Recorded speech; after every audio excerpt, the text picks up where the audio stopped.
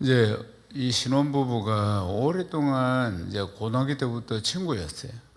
그렇게 이제 친구였는데 이제 오랫동안 같은 동갑이고 친구로 있다가 그래 연인이 되어가지고 결혼을 했어요. 결혼을 해서도 여전히 이제 친구처럼 그렇게 부부가 지냅니다. 말도 놓고. 그러니까 이제 부부가 되었는데 말도 놓고 늘 뭐 오랫동안 친구였으니까 친구이자 부부인 거예요. 그런데 이제 하루는 시골에 있는 시아버지가 며느리한테 전화를 했어요. 나다 애비다 이러니까 시아버지 목소리나 자기 신랑 목소리나 이 목소리가 비슷한 거예요. 그러니까 뭐 신랑이 워낙 장난기가 많으니까 신랑이 장난을 치는 줄 알고 그러니까 장난치지 마. 그러니까 애비라니까 그러니까 장난치지 말라고 그러니까 참 애비라고 하니까 네가 애비면 난 누님이다 이랬다고 말이죠. 그러니까 이 시아버지가 기가 차가 끊어부서 그리고 그 다음날 이제 일이 있어가지고 서울로 올라와가지고 그래가지고 띵동 해가 들어가니까 며느리가 문을 열어주는 거예요. 시아버지 온다고 하니 문을 열어주니까 시아버지가 뭐라고 했냐면 누님 제가 왔습니다 그랬다는 거예요.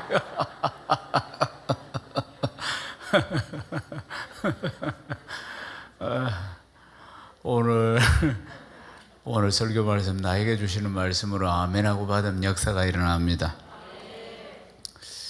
얼마 전에 미국의 유명한 패션 잡지에 우리 한복이 소개가 되었는데 그 패션 잡지에 한복을 한푸라고 하면서 소개를 한 겁니다. 한푸가 무슨 뜻이냐면은 한복을 중국 사람의 전통적인 옷이다 이렇게 소개를 한 거예요.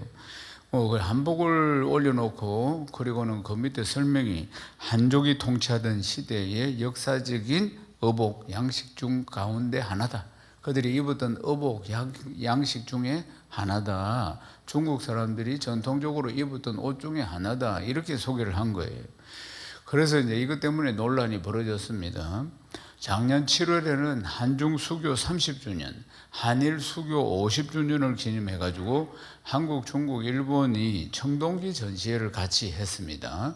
그래 같은 문화권과 역사권 속에 살아가니까 청동기 이제 문화 전시를 했는데 베이징에서 이게 열렸습니다. 베이징에서 열렸는데 유물과 함께 한국 역사 연대표가 딱 붙어 있었는데 한국 역사 연대표가 고조선부터 우리 시작하죠.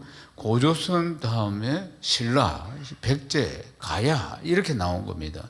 뭐가 빠졌습니까? 고구려가 빠졌습니다. 그리고 또 통일신라와 함께는 위에는 발해가 있었거든요. 통일신라 시대에. 그러니까 우리나라 역사에서 고구려가 빠지고 발해가 빠진 거예요. 중국 측이 그걸 딱 중국 측이 이제 붙였는데 그게 뭐라고 해놨냐면 한국 국립중앙박물관에서 제공한 것처럼 이렇게 해서 이제 붙여놨어요. 그럼 한국 국립중앙박물관이 고구려와 발해를 빼고 줬다 이 말이죠. 결코 그렇게 하지 않았는데 중국 측에서 그렇게 이제 조작을 해서 붙였다는 겁니다. 그래서 우리 국립중앙박물관이 수정을 요구하고 사과를 요구했는데도 아무 말도 없었어요. 그것뿐만 아닙니다.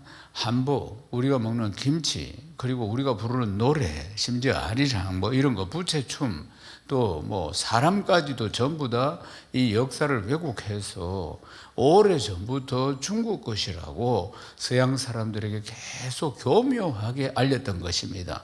역사를 왜곡해가지고 저 발해, 그러니까 만주 저쪽에 가면은 강개토 왕비가 있습니다. 학교 다닐 때 사진 보셨죠? 봤죠? 광개토 왕비 딱 있습니다. 근데 이제 가보면은 광개토 왕비를 갖다가 그걸 글을 싹 지워가지고 다른 걸 파가지고 그게 자기 땅이요, 자기 역사서라고 그렇게 속이고 있는 겁니다. 그러니까 그런 일들이 수없이 많이 있습니다. 고구려라든지 발해는 우리 역사 속에 우리 역사인데 우리나라인데도 불구하고 만리장성 끝에 있는 성의 하나다. 동쪽 이쪽 끝에 있는 성이라고 그렇게 자기들 성이라고 그렇게 역사를 왜곡해서 소개한다는 것입니다. 그러니까 우리는 기가 차죠. 김치가 적기라 한복이 적을 거라고 이야기하지. 우리가 추는 부채춤도 적을 거라고 하지. 우리의 역사, 우리나라도 적을 거라고 하지. 이렇게 교묘하게 공작을 해가지고 우리를 잘 모르는, 우리가 한국 작은 나라이니까 우리가 요즘 이름이 알려졌지, 전에는 뭐 전혀 가난하고 동방에 있는 작은 나라, 전쟁으로 아주 그냥 폐허가 된 나라, 불쌍한 나라, 자기들이 와서 도와준 나라, 불과 수십 년 전에만 해도 그런 나라였기 때문에, 그래서 우리는 뭐 그들에게 우리를 알릴 재간이 없었고, 그러니까 이 중국이 이제 이런 역사를 왜곡해서 다 자기들 것이야. 생장에 우리 밥 먹을 때마다 올라오는 김치를 적을 거라고. 예? 짜장면들이 그렇게 이야기를 했다고 아니겠습니까? 말하자면 약간의 분노가 올라오라는 진짜. 어째 그럴 수가 있나 이 말인 거죠. 그렇죠. 우리가 믿는 한복을 적어 오시라 하고, 고구려도 적을 거라고, 발에도 자기 거라고. 그러니까 교묘하게 그렇게 전 세계에 알렸다는 겁니다. 근데 우리는 뒤늦게 이걸 이제 알게 된 것이죠, 보면은. 그래서 이제 우리도 우리 것을 찾아와야 되고, 이 왜곡된 정보를 다시 수정을 해야 되니까, 심지어는 그 옛날 것만 그런 것이 아니고, 영국에서 지금 활동하고 있는 손흥민 선수도 보면은, 중국 혈통 출신이라고 이야기하죠. 그러니까, 손흥민이 한국인인 것 같지만 본관이 중국이다. 뭐라고? 산둥 엔타인 순씨 일족 출신이다. 이렇게 이야기하는 겁니다. 그러니까 손씨 족보로 올라가면 중국 사람이라 그 말입니다. 그렇게 정말 황당하죠. 손흥민을 중국 사람이라고 이야기한다 그 말입니다. 손흥민 이 선수의 본관은 밀양 손씨입니다. 중국 손씨 아니고 밀양 손씨라고 합니다. 근데 역사적으로 손흥민의 가계도를 따라가면은 본관이 중국에 있다. 그래서 중국 사람이다. 이렇게 이야기를. 그러니까 손흥민은 손오공의 후손이다. 이래 이야기를 하고 있다 이 말이에요. 그러니까 참 황당한 이야기입니다.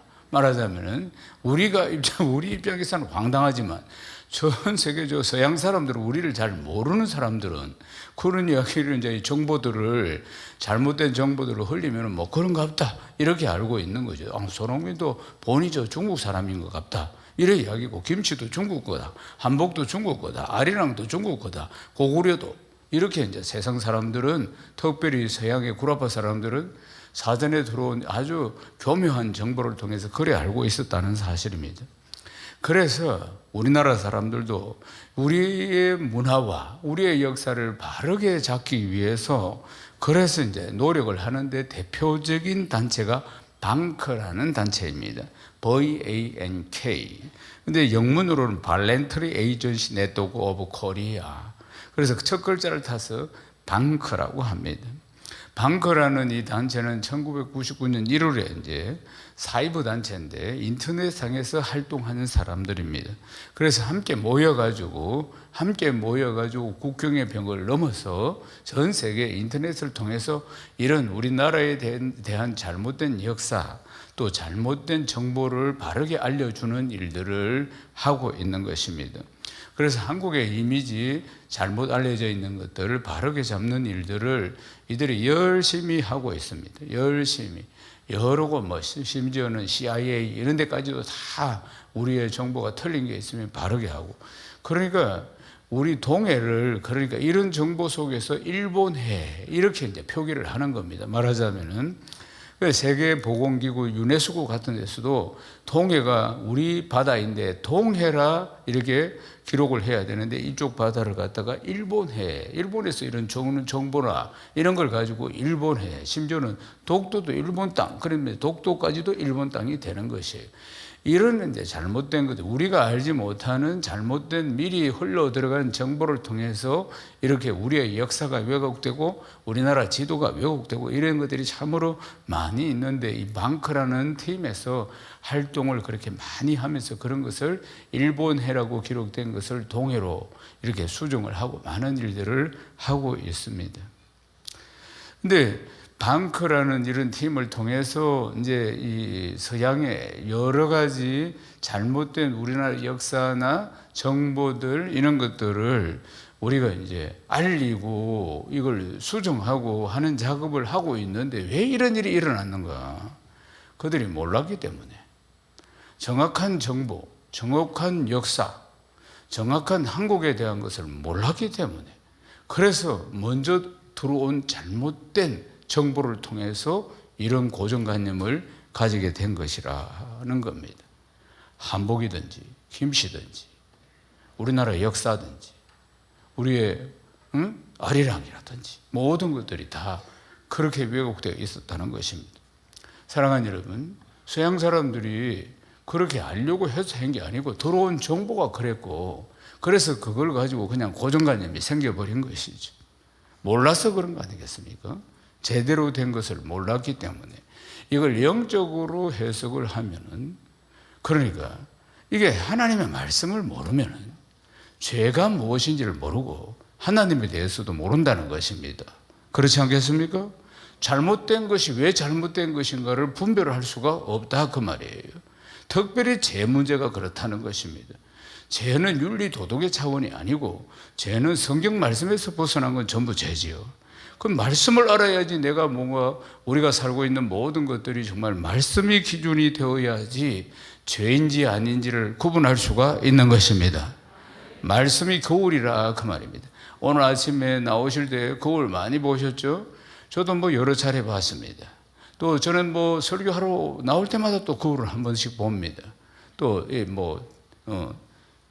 이쁘게 보이는가 뭐 이런 만약에 거울이 없다고 생각해 봅시다. 아니 잔잔한 물도 없다고 생각합시다. 뭐 그러면 거기다가도 이렇게 비춰볼 수 있으니까 전혀 우리의 모습을 비춰볼 수 있는 것이 없다. 저를 비롯해서 엉망이겠죠.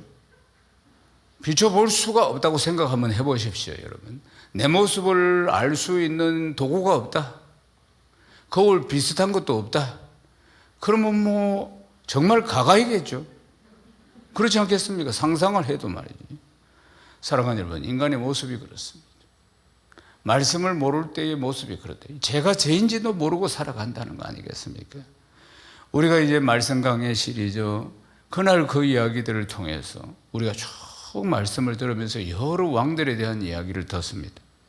지난 시간에 들었던 므낫세 왕 보십시오. 므낫세 왕은 앞에 왕인 히스기야 왕이 종교개혁을 했습니다. 다 우상을 갈아엎어가지고 다시 다 하나님께로 돌려놨는데도 므낫세 왕 들어서가지고 다시 엎어버립니다. 우상 섬기도록 다 만든다 그 말. 그럼 우상 섬기도록 온 백성들을 그렇게 우상 앞에 절하도록 만들었어요. 온 백성들은 그게 제약인 줄도 모르고 따라가는 겁니다. 왕이 그렇게 주도를 하니까, 왕은 절대자니까 말하자면. 왜요? 그들이 말씀을 모르니까. 그러니까 왕이 하자는 대로 그냥 다 따라갔다 그 말입니다. 그 다음 왕이 누구였나요? 아몬 왕입니다. 아몬 왕 므낫세의 아들인데 함수도 떴습니다. 아주 극렬하게 우상을 섬겼다는 것이야. 더 범죄를 많이 하는 왕이었습니다. 이러할 때 하나님께서 은혜의 한 줄기 빛을 유다에 비춰주셨습니다. 이제 요시아 왕, 누가 므낫세가 할아버지, 그 아몬이 아버지, 그 다음 손주가 오늘 말씀에 읽은 요시아 왕인데, 요시아 왕을 하나님이 예비하셨어요. 하나님은 긍휼이 많으신 왕이십니다. 하나님이 어떤 은혜를 베풀어 주셨느냐? 요시아 왕 때 모세에게 주신 율법책을 발견하게 하신 것이에요. 율법책을 발견하게 하나님께서, 율법이 말씀이 거울이라고 했죠. 죄가 무엇인지 하나님 앞에 어떻게 살아야 하는지를 가르쳐 주는 게 말씀이라 그 말입니다. 그래서 하나님께서 요시아 왕에게 율법책을 찾을 수 있도록, 발견할 수 있도록 은혜를 베풀어 주셨다는 것입니다. 그래서 하나님 앞에 어떻게 살아야 하는지, 하나님 앞에 무엇이 죄인지를 깨닫게 만들어 주셨다는 것입니다. 사랑하는 여러분, 오늘 말씀을 통해서 큰 은혜와 깨달음이 있기를 주님의 이름으로 축원합니다. 아몬 왕이 반역으로 말미암아 죽었어요. 그래서 어린 아들 요시아가 8살에 왕위에 올라갑니다. 이제 8살에 참 하나님의 은혜와 긍휼이 큰데, 어린 나이에 아버지가 졸지에 죽었기 때문에 어린 나이에 왕으로 올라갔는데, 그런데 아버지 아몬, 할아버지 므낫세와는 다른 왕이었던 것입니다. 그러니까 아버지나 그 할아버지가 극심하게 우상을 숭배했는데도 8살짜리인 이 왕이 그는 완전히 다른 다윗의 길, 하나님만을 섬기는 길로 갔다 이 말입니다. 역대하 34장 1절에서 2절을 읽겠습니다. 요시아가 왕위에 오를 때 나이가 8세라 예루살렘에서 31년 동안 다스리며 여호와 보시기에 정직하게 행하여 그의 조상 다윗의 길로 걸으며 좌우로 치우치지 아니하고. 아멘.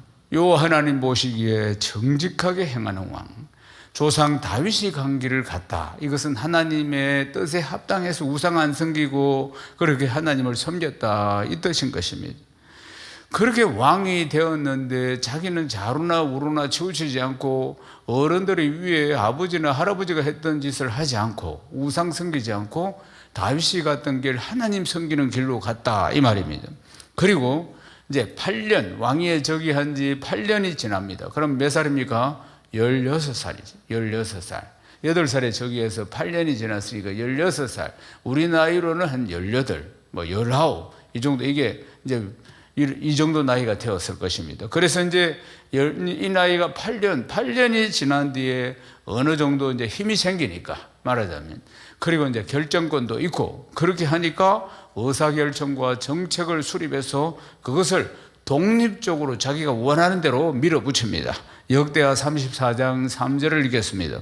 아직도 어렸을 때 곧 왕위에 있은 지 8년에 그 조상 다윗의 하나님을 비로소 찾고 제12년에 유다와 예루살렘을 비로소 정결하게 하여 그 산등들과 아세라 목상들과 아래 새긴 우상들과 부어 만든 우상들을 제거하여 버리매. 아멘. 이 3절 말씀에 보면은 비로소 뭘 하기 시작했다. 비로소라는 단어가 2번 나오는데, 그러니까 8년이 지나서 비로소 힘이 생겼다 이 말입니다. 의사를 결정하고 자기 생각한 대로 정책을 추진할 수 있는 비로소 힘이 생겼다. 그때부터 본격적으로 하나님의 뜻을 쫓아가는 그런 개혁을 단행하기 시작했다는 것입니다. 그때가 이제 16살이었다는 것입니다. 근데 역대기에 나오는 표현을 보면은 하나님을 찾았다, 또 하나님께 물었다, 이런 표현이 나옵니다. 하나님을 찾고 하나님께 물었다는 것은 하나님 앞에 신실한 왕이라, 이 표현인 것입니다. 사랑하는 여러분, 역대기에 보면 하나님께 묻지 않고 하나님을 찾지도 않고 우상 앞에 엎어져 있던 왕들이 얼마나 많이 있었는지 모릅니다. 우리의 신앙생활도 마찬가지예요. 우리의 신앙생활도 하나님을 찾고 하나님께 묻는 사람, 이 사람이 믿음이 있는 사람입니다. 이걸 통해서 믿음을 평가하는 것 아니겠습니까? 그리스도인의 삶의 모든 기준은 하나님이지. 하나님을 찾고 하나님께 묻고 하나님이 결정하시는 대로 순종하고. 아멘이십니까? 그 요시아는 그렇게 했다는 것 아니겠습니까? 그래서 요시아는 또 하나는 예루살렘을 이제 정결하게 하는 개혁을 단행했는데 어떻게 했느냐? 우상이라는 우상 다 없애고 산당도 다 없애고 아세라 목상과 아로 새긴 우상들 이런 거 다 제거하고, 그래서 이제 바알의 제단을 다 헐고 그 제단 위에 있는 태양신들 이런 거 다 찍어내리고 아세라 목상 하여튼 모든 걸 어느 정도로 했느냐? 바스 가루로 만들었다 이 말입니다. 그냥 대충 쳐서 막 없애고 이런 정도가 아니고 바스 가루로 만들어 가지고 그 우상 섬기는 제사장들 위에 그 무덤 위에다 다 뿌려버렸다 이 말입니다. 완전히 가루를 만들었어. 완전히. 그러니까 그래 바알의 단을 헐었다, 이 표현이 원어를 보면 완전히 헐어버렸다, 흔적도 없이 헐어버렸다 이 말입니다. 다 빻아서 가루를 만들었다는 것이 얼마나 단호했는가 하는 것을 보여주는 겁니다. 그런데 개혁을 여기서 거치는 것이 아니라 예루살렘뿐만 아니라 말씀해 보면 므낫세, 에브라임, 시므온, 납달리, 여기가 이 지역은 어디냐면 북이스라엘입니다. 이제 이 나라가 두 개로 나뉘어지고 남은 유다요, 북은 이스라엘이라. 북이스라엘은 절대 하나님을 섬기지 않습니다. 완전히 우상만 섬기고 있는 그곳까지도 역사가 일어났다. 할렐루야. 대단한 일입니다. 역대하 34장 6절에서 7절을 읽겠습니다. 또 므낫세와 에브라임과 시므온과 납달리까지 사면 항폐한 서급들에도 그렇게 행하여 제단들을 허물며 아세라 목상들과 아로 새긴 우상들을 빻아 가루를 만들며 온 이스라엘 땅에 있는 모든 태양상을 짓고 예루살렘으로 돌아왔더라. 아멘. 북이스라엘은 하나님을 완전히 떠났어요. 남유다는 그래도 이런 왕들이 한 번씩 히스기야나 이런 왕들이 우상을 또 많이 섬기는 왕들이 있었지만, 이런 왕들이 또 하나님께로 돌아오는 개혁을 시도도 하고 개혁을 하고 이런 일들이 남유다에는 가끔씩 있었지만은 북이스라엘은 완전히 이쪽으로 간 겁니다. 북이스라엘은 오랫동안 우상 숭배로 물들었어요. 그러니까 므낫세, 에브라임, 시몬, 납달리, 이것은 북이스라엘에 있는 성 이름인데 완전히 영적으로 황폐한 성들이라 그 말입니다. 그러니까 나누어지면서 나라가 두 개로 쪼개지면서 예루살렘에 와서 예배를 드려야 되는데, 예루살렘이 남유다에 있으니까 남유다 못 가게 막기 위해서 베델과 단 두 곳에다가 금송아지를 만들어 놓고, 여기 하나님이다, 금송아지가 하나님이니까 예루살렘 갈 필요 없이 여기에 예배 드리고 제사 드리라 해서 그날로부터 우상 숭배해서 지금까지 우상 숭배하고 있는 나라가 북이스라엘이라 그 말입니다. 그런데 이 왕이 얼마나 온 걸 가로로 다 뽑아가 뿌릴 정도로 단호하게 이 신앙의 개혁을 진행시키고 있는 영향력이 세상에 북이스라엘까지도 미쳤다, 이 이야기인 것입니다. 요시야의 이 개혁이 영적으로 완전히 항폐한, 돌아올 수 없었던 이 북이스라엘까지 영향을 미치는 위대한 개혁이었다는 것을 성경이 말씀하고 있습니다. 할렐루야. 근데 요시야의 이 신앙의 개혁이 여기서 끝나지 않고, 요시야가 왕위에 오른 지 18년째 되었을 때 또 어떤 일을 하느냐면, 그 땅과 성전을 깨끗하게 정결하게 하는 일들을 이제 마쳤다, 그런 이야기하죠. 그러니까 들어서자마자 이제 왕위에 들어서서 또 이제 16살이 되었을 때, 그때부터 본격적으로 이 신앙의 개혁과 우상을 없애는 일들을 빠스 완전히 가루가 되도록 그렇게 개혁을 실행한 뒤에, 그 다음에 하나님의 전을, 성전을 다 수리하기 시작했다는 것입니다. 성전이 뭐냐? 하나님의 임재를 상징하는 것입니다. 구약시대는 하나님이 어디 계셨느냐? 성전에 계셨다, 그 말입니다.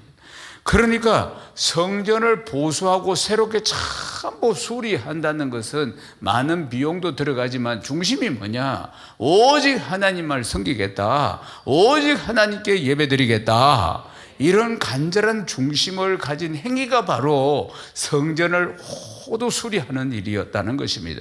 다윗 왕 보십시오. 하나님을 사랑하고 하나님을 섬기는 마음이 극심한 그런 다윗이 그렇게 하나님께 제가 성전을 짓겠습니다, 제가 백양목 궁전, 이 아름다운 궁전에 제가 귀가하고 있는데 하나님의 교회는 저 성막 안에 있는 것이 제 마음이 너무나 힘듭니다, 하나님 최고 아름다운 성전을 짓겠습니다. 그랬을 때 하나님께서 네 마음의 중심은 받았는데 네가 전쟁으로 네 손에 피가 많이 묻었으니까 네 아들 솔로몬을 통해서 성전이 지어지기를 원한다 그랬거든요. 그 모든 자료는 다윗 왕이 다 만들고 준비하고 그리고 짓는 일은 솔로몬 왕이 하게 된 것입니다. 그러니까 하나님을 지극히 사랑하면은 주의 전을 이렇게 수리하고 짓고 싶은 마음이 있는 겁니다. 사랑하는 여러분, 우리도 은혜를 받았을 때 어떻습니까? 은혜를 막 받으면 내가 주의 전에 가서 뭔가라도 섬기고 싶지 않아요? 청소라도 하고 싶고 뭐라도 섬기고 싶은 마음들이 간절히 있는 것이 당연한 것 아니겠습니까? 은혜를 받았으니까 주체할 수 없는 은혜 속에서 몸된 교회에 가서 내가 뭘 하나라도 섬겼으면 좋겠다, 그런 마음이 당연히 오는 것처럼 이 왕도, 요시야 왕도 역시 다 이렇게 우상을 제거하고 그 다음 한 일이 성전을 전부 수리하는, 새롭게 보수하는 일을 했다는 것입니다.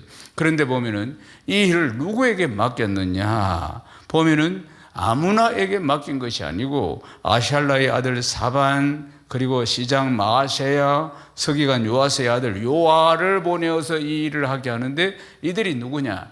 가장 아끼고 사랑하는 척근 충신이었다, 그 말입니다.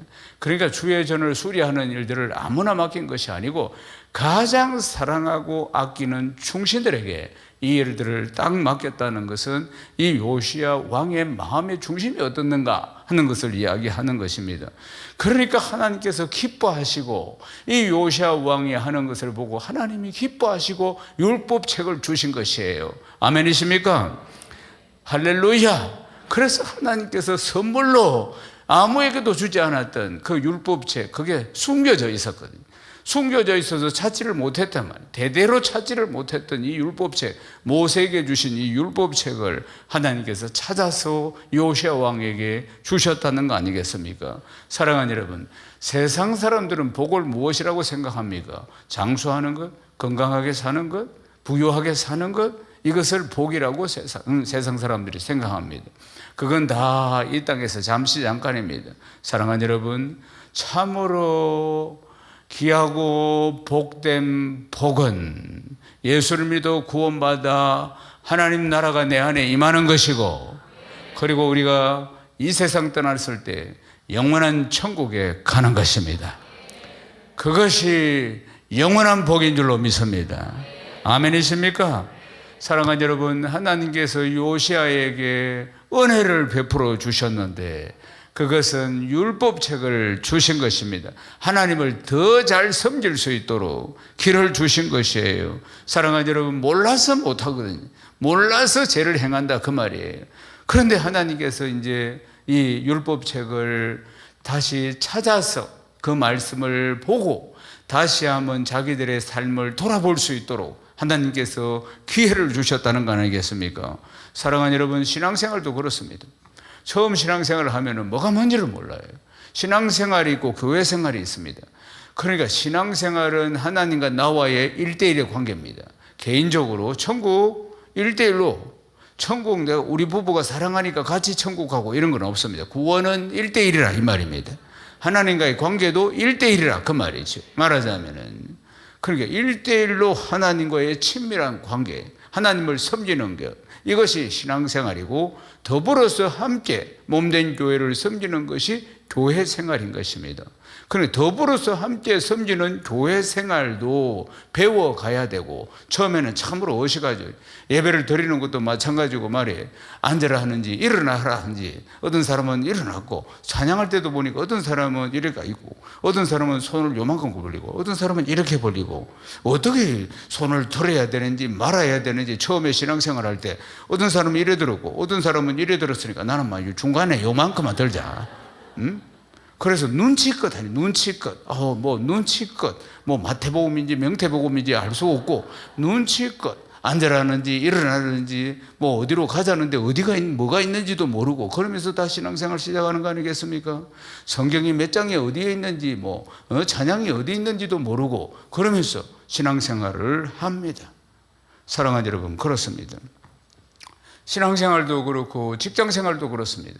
직장생활 처음에 이제 대학 졸업하거나 해서 직장생활을 시작했을 때, 그러니까 설문기관에서 조사를 하니까 직장인을 대상으로 신입사원이 갖춰야 할 능력이 1순위가 뭐냐? 직장생활의 애절과 매너라고 했던 거예요. 그게 뭐냐면 61.4%였어요. 그 다음 2위가 뭐냐?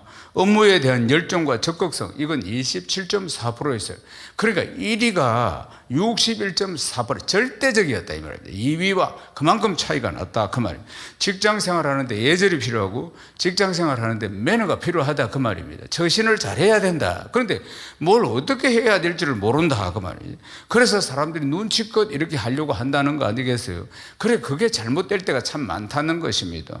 그러니까 예를 들면 잘못됐다고 생각하는 상사의 의견을 따라야 하나 말아야 하나, 이런 갈등도 있고 많이 있습니다. 보면은 상사가 회의 중인데 긴급하게 보고 드릴 상황일 경우,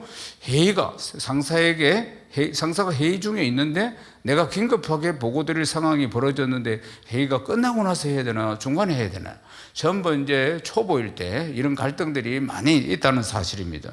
그리고 회식 자리에서 계속 술을 권하는 상사, 거절해야 되나 어떻게 해야 되나, 거절하면 화를 내고 받아보면 또 주고 이러니까 어떻게 해야 되느냐. 또 지금 현재 상사보다도 더 높은 상사에게 지시사항을 받았는데 내 바로 위에 직속 상사에게 이 이야기를 해야 되나 말아야 되나. 그러니까 직장생활을 처음에 들어가서 하면은 이런저런 문제들이 수없이 많이 있는데 어떻게 처신해야 될지를 잘 모른다 그 말이에요. 그래서 자충우돌 하면서 부딪혀 가면서 잔소리를 듣고 욕을 들으면서 일을 배워간다 그 말입니다. 사랑하는 여러분, 신앙생활도 그렇습니다. 신앙생활도 신앙생활도 이렇게 하는 것이 맞는 건지 저렇게 하는 것이 맞는 건지, 정말 또 신앙생활을 잘하고 싶은데, 영적으로 성장하고 싶은데, 모든 사람과 또 잘 지내고 싶은데, 그런데 교회 안에는 다양한 사람들이 많습니다. 세상 사람들은 예수를 탁 믿으면 다 천사가 되는 줄 아는데, 그래서 교회에서 무슨 문제가 생기면 대문짝만하게 보도합니다. 왜요? 세상 사람들이 생각할 때 교회, 예수를 믿는 사람들은 기준이 높습니다.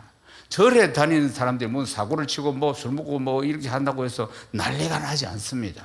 예수 믿는 사람들은 뭐 좀 그랬다면 막 대문짝만하게 이 신문에 나고 보도가 나고 막 이렇게 떠들고 하는 이유는, 한편으로는 이 교회를 갖다가 참 이 핍박하려고 박해하려고 하는 사단의 세력들의 계획에도 있지만은, 또 한편으로는 어떤 신앙보다도 어떤 종교보다도 기독교가 퀄리티가 높다, 이렇게 긍정적으로도 생각해 볼 수 있습니다. 기준이 높다 이 말입니다. 그런데 신앙생활이 만만치 않습니다. 세상 가치관대로 살다가 이제 교회 안으로 들어와서 이제 예수를 좀 잘 믿어보려고 하는데, 이게 잘 믿는 건지 저렇게 잘 믿는 건지, 특별히 뭐 교회 안에 여러 사람들을 만나게 되는데, 그러나 천사가 아닙니다. 보면은 천사 한번 보십시오. 양쪽으로 한번 쳐다보시기 바랍니다. 죄가 많다는 것을 자기가 느끼고, 그래도 하나님의 은혜로 살아보려고 온 사람들입니다. 그래서 예수를 믿어서 한 이 정도 된 것입니다. 이전에는 수학했는데 말하자면, 사랑하는 여러분, 그러니까 아직도 부족하니까 이런저런 일들이 많이 일어나는 것입니다. 보면은 여전히 부족하고 아직도 성장하고 변화되어야 할 것이 많은 사람들이 모여 있으니까, 한 사람 두 사람도 아니고, 그러다 보니까 부딪히기도 하고 나도 부족하고, 그러다 보니까 이 신앙생활에 대한 회의가 생길 수도 있고, 보면은 이건 교회 생활에서 오는 문제입니다. 더불어서 함께 살아가는 신앙은 하나님과 1대1이라고 했습니다. 아멘이십니까?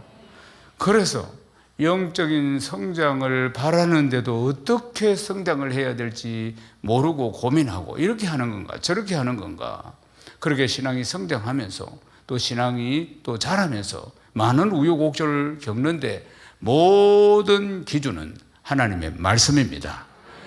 좌충우돌 일어나는 이유는 하나님의 말씀을 몰라서 그런 것입니다. 사랑하는 여러분, 말씀을 배우고 그 다음은 말씀대로 살아갈 수 있는 힘은 우리에게 없습니다. 말씀을 배우면 깨닫습니다. 머리로 이해가 됩니다. 아멘. 그런데 살아갈 수 있는 힘은 우리에게는 없어요. 우리 인간은 죄인이기 때문에. 그래서 기도해서 성령을 받아야 합니다. 성령의 능력으로 사는 것이에요.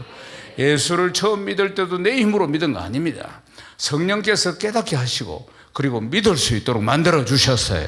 그 이유도 역시 마찬가지입니다. 더 성령을 의지해야 하는 겁니다.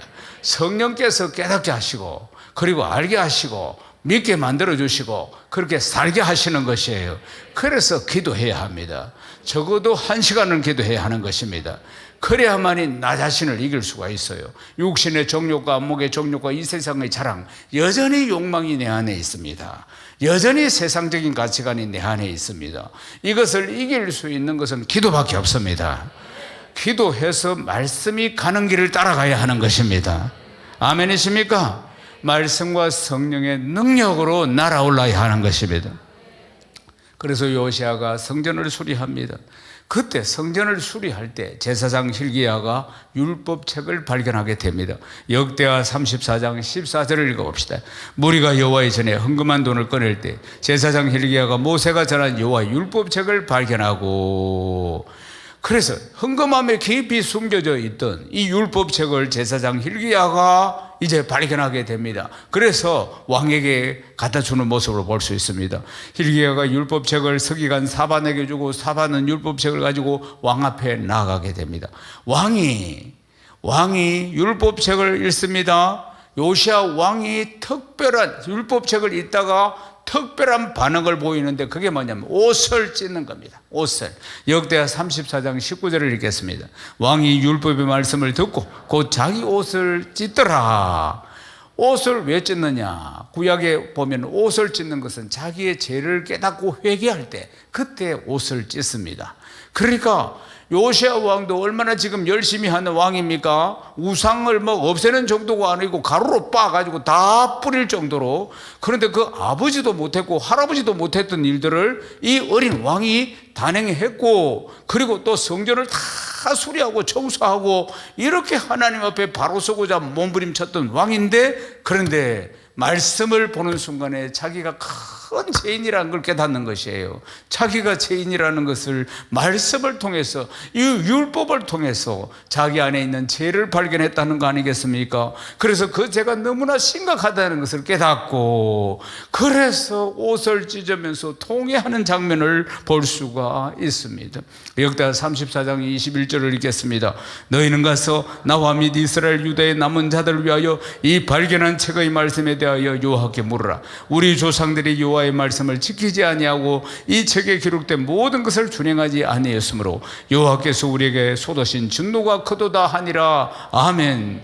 그러니까 앞에 조상들이 이 말씀을 몰라가지고 하나님 앞에 많은 죄를 지었다, 말씀을 준행하지 못하고 많은 죄를 지었다고 지금 이야기합니다. 그래서 요시아는 자기가 섬기고 있는 유다 나라뿐만 아니고 북이스라엘까지 다 하나님께 돌아오도록 개혁을 실행했다는 거 아니겠습니까? 다 우상을 제거했다는 것입니다. 성전을 정결케 하고 수리하고, 그게 끝이 아닙니다. 그래서 이제 이 백성들이 율법을 준행하면서 살아갈 수 있도록 모든 백성들이 이 율법을 보고 깨달을 수 있도록 길을 열었고, 그래서 율법을 지키면서 자기의 죄를 깨닫고, 이 백성들 전체가 율법을 통해서 자기의 죄를 깨닫고 하나님의 말씀으로 돌아오도록 했다는 것입니다. 말씀으로 돌아와야 합니다. 아멘이십니까? 성령으로 날아올라야 합니다. 한 번은 사도 바울이 에베소 지역으로 선교를 하러 갔습니다. 에베소 지역에 가니까 예수를 믿는 사람들이 들어 있었어요. 그래서 이제 아볼로가 복음을 전했는데 그들이 예수를 믿는다고 하는데 눈을 보니까 능력이 없어요. 말하자면 나를 이기고 세상을 이기고 원수마귀를 이길 수 있는 그런 능력 있는 그리스도인들이 아니, 아주 형식적인 그리스도인이었어요. 그래서 사도 바울이 물었습니다. 너희들 예수 믿을 때 성령을 받았느냐? 이렇게 물으니까 우리는 성령에 대해서 들은 적도 없다, 이렇게 대답을 합니다. 사도행전 19장 1절에서 3절을 읽겠습니다. 아볼로가 고린도에 있을 때 바울이 윗지방으로 다녀 에베소에 와서 어떤 제자들을 만나 이르되 너희가 믿을 때 성령을 받았느냐? 이르되 아니라 우리는 성령이 계심도 듣지 못하였노라. 바울이 이르되 그러면 너희가 무슨 세례를 받았느냐? 대답하되 요한의 세례니라. 아멘. 너희가 믿을 때에, 너희가 예수 믿고 거듭났을 때, 그때 너희들 성령을 받았느냐, 성령의 능력을 받았느냐, 이렇게 물었습니다. 그러니까 그들은 요한의 세례밖에 모른다. 회개, 물세례, 요한의 세례밖에 모른다. 성령 세례, 성령 충만을 받은 적이 없다, 그렇게 이야기합니다. 사도 바울이 함께 예배 드리고 그들에게 안수하니까 그들이 성령을 받고 성령의 능력을 받고 성령의 권능을 받고 방언도 하고 예언도 하는 역사들이 일어났다는 것입니다.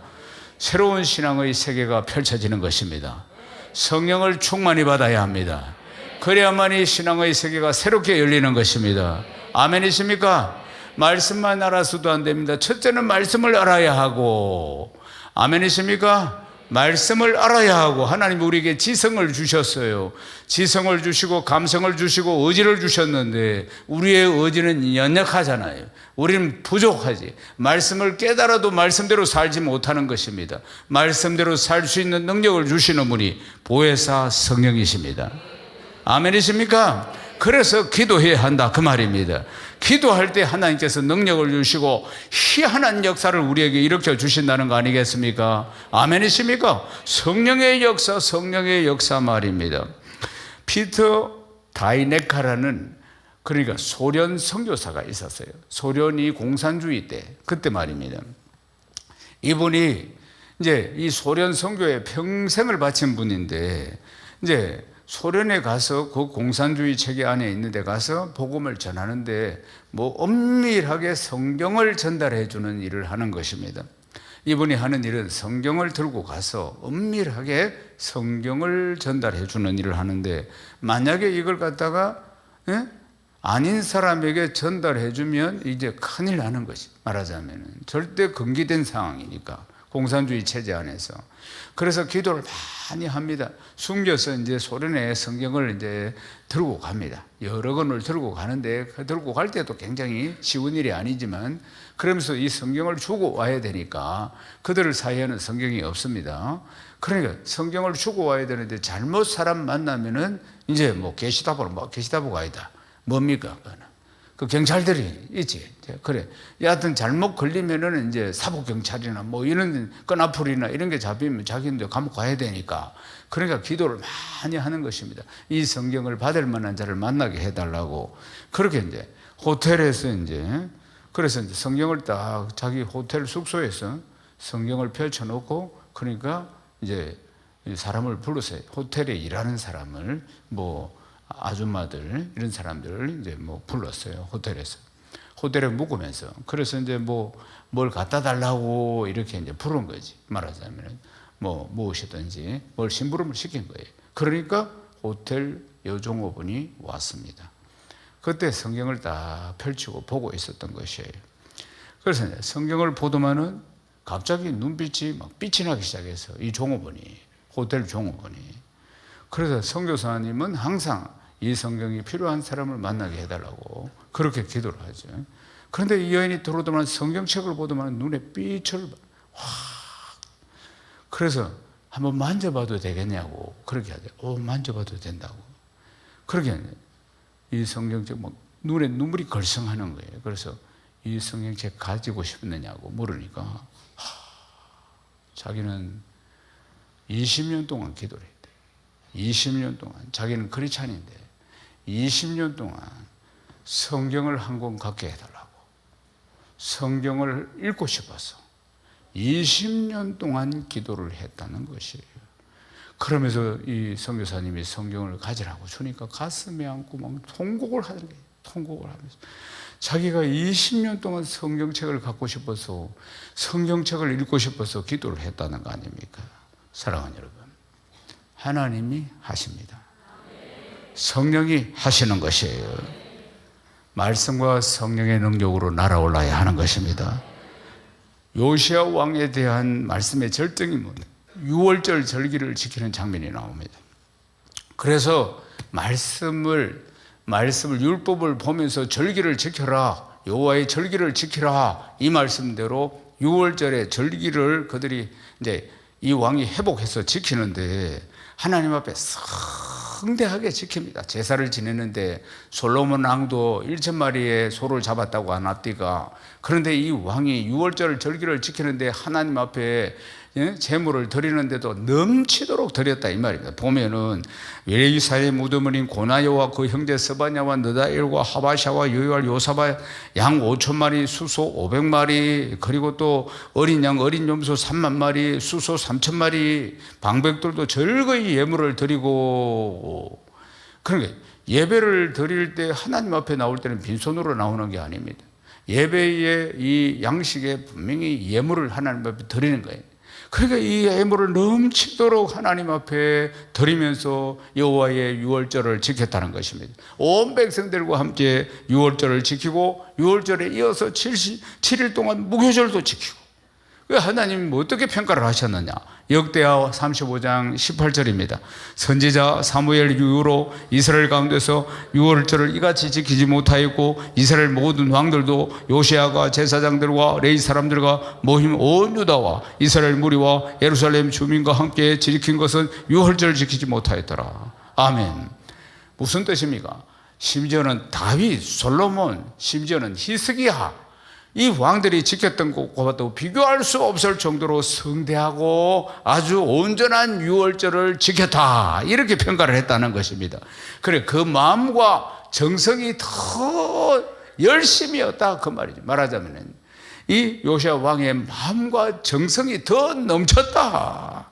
그러니까 백성들에게 말씀을 가르치고, 그리고 예배 어떻게 드리는지 가르치고, 그리고 넘치도록 하나님 앞에 예배를 드렸다. 할렐루야, 이 뜻이라 그 말입니다. 사랑하는 여러분, 우리의 신앙생활은 말씀과 성령이 충만해야 날아오를 수 있습니다. 지금의 신앙의 상태는 어떻습니까? 예수를 믿은 지 얼마나 되십니까? 내 신앙은 늘 이렇게 세상을 초월해서 먹고 사는 거 이런 거 초월해가지고 늘 하나님 보좌를 향해서 날아오르고 있습니까? 어떻습니까? 사랑하는 여러분, 말씀과 성령으로 충만해야 하는 것입니다. 늘 신앙이 그 수준에서 머물고 있습니까? 아니면은 10년 전에 은혜 받았던 거, 15년 전에 은혜 받았던 거, 5년 전에 은혜 받았던 거, 은혜 나눔하면 그때 이야기를 합니까? 이미 공국에 국물 다 빠져버렸으니 기름기 몇 번을 우라먹는지 몰라요. 신앙은 오늘입니다. Here and now. 아멘이십니까? 오늘 이 시간 말씀과 성령이 충만해야 하는 것입니다. 사랑하는 여러분, 말씀과 성령이 충만해야 나의 무지함을, 영적인 무지함을 벗어날 수가 있습니다. 말씀과 성령이 충만해야 내가 죄를 이길 수 있고 세상을 이길 수 있고 원수 마귀를 이길 수가 있는 것입니다. 하나님의 백성으로 이 땅에서 당당하게 생육하고 번성하고 충만하고 정복하라. 이 부유하심과 풍성하심을 누려야 하는데, 하나님의 그 부유하심과 풍성한 축복을 누리는 비결은 말씀과 성령이 충만한 것입니다. 아멘이십니까? 사랑하는 여러분, 우리는 다 부족하고 연약합니다. 그래서 성령을 보내주신 것이에요. 성령께서 가시는 길이 말씀이라는 걸 기억해야 합니다. 말씀을 따라 성령이 역사하시는 것입니다. 말씀과 성령의 충만함으로 말씀과 성령의 두 날개로 날아오르는 우리 풍성한 가족들 다 되시기를 주님의 이름으로 축원합니다.